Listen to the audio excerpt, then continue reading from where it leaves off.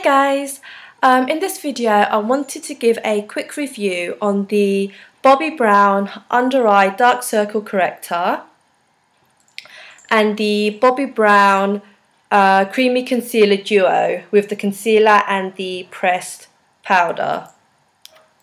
Looks like this. So I'm going to talk about the corrector first. I think this is around £15 to £20 and you can get it from any Bobbi Brown counter or their website. It comes in 1.4 grams and I've got this in light peach. It looks like this. It's a quite creamy corrector, but I really like this. It gives really good coverage for where I have dark bluey purplish colour, so it's usually around here of my eyes, and sometimes I get it at the corner as well depending on how much sleep I've had, and it gives a really good coverage. It gets rid of the darkness almost immediately. I use my Sigma P86 tapered brush for this, and I only apply a small amount at a go and build up on that. And it's, don't know how you can see it, it's quite peachy in colour, and like I said, it covers really well and it blends really easily as well, which I find some of the other correctors I've used is harder to blend in. It's quite hard, but this one's quite creamy and I really like this, so I would recommend this. So after I've applied the corrector, I use the Bobbi Brown Creamy Concealer. I've only brought this recently. I was using my Collection 2000 long lasting concealer before, and I just thought I'd give this one a try. I know there's been mixed reviews about this. Some people love it, some people really hate it. So I just wanted to give you my take on it. I've got this, the concealer is in sand and the powder is pale yellow.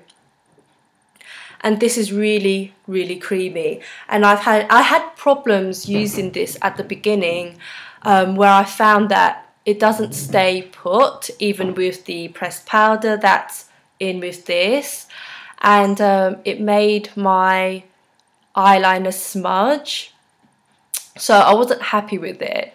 But I think this is around £30, so I didn't want to just pull it at the back of my drawer and just forget about it, so I played around with it. And what I do is I always use a primer for under my eyes, and that usually helps the concealer to stay put. And also I apply the corrector and then I apply the concealer, and then I'll apply my foundation first, avoiding my eye area, and then I go back to using the powder on top, which I just tap a small amount in using the flat top brush. This one's just a Sigma P80, but you can use any brush for it. And I just tap a tiny amount on top and build up depending on how much I need.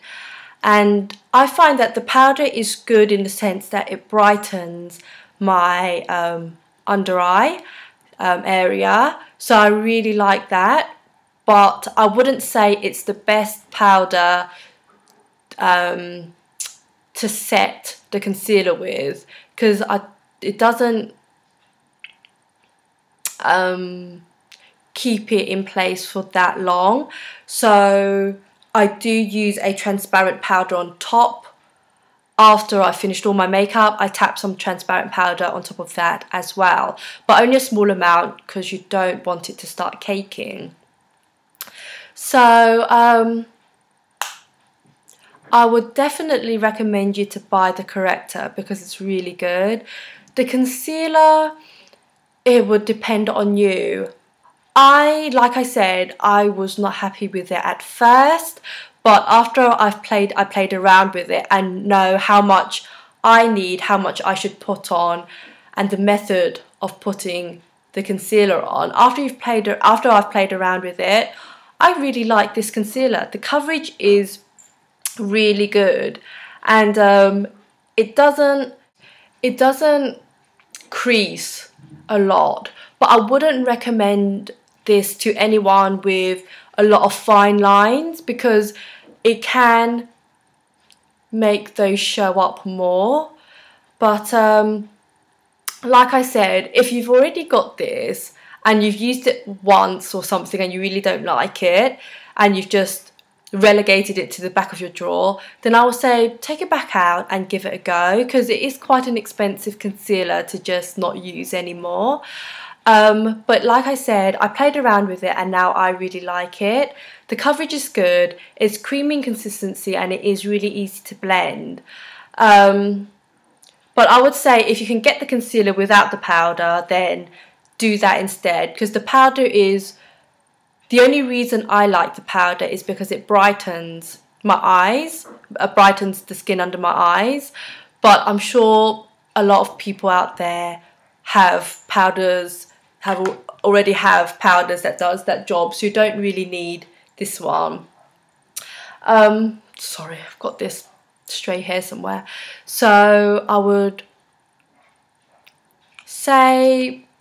if you can get a sample of this, I don't know if you can because it's in a pot, but if you can, then try it out first. It's not for everyone, but if you've already got it, then I would say play around with it first before disking it altogether. So that's it. That's my take on these two products. I hope you enjoyed the video and can take something away from it. And Happy Chinese New Year to everyone out there, and I'll see you next time. Bye.